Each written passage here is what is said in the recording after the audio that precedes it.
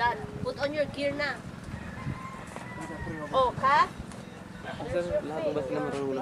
Hindi. Ay, magkuha tayong vest niyo. Bring your vest because if you don't know how to swim. Yeah, you wanna put your vest? Yeah, you have to put your vest. This is an instructional video on how to put the gears before you go on snorkeling.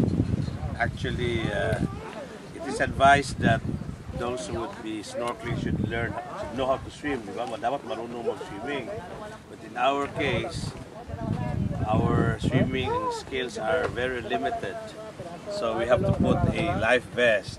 And this young man here will show how to put on the, anong tawag dito? Snorkeling gear. So, paano? This fits all, di ba? Oh, gay, masakit. Oh.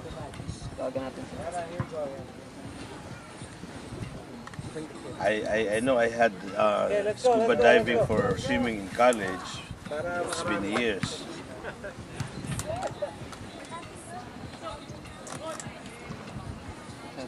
Pwede lang yung ano sa dito. Pwede lang yung tao, baba. Sapat lang pa lang tayo.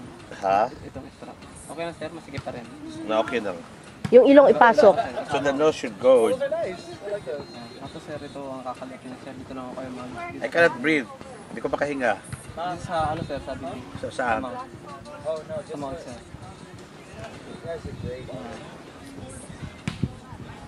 Ang kagat ko sir ng ano ganito lang. Sige daw. Pwede lang ako. Yeah.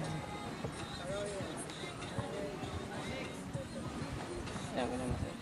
So sa bunga nga ka humihinga. Ito Par. lang yung sir sa buwan mga sir. Kaya niyo sir. And then exhale lang ako sir. Pag natin sa tubig mo. Try natin sa tubig mo sir para pag okay na ako sir. Bago tayo mag ano para hindi na tayo na lupes. Wala din. Okay. Subukan natin doon sir. Oh, sige, subukan natin.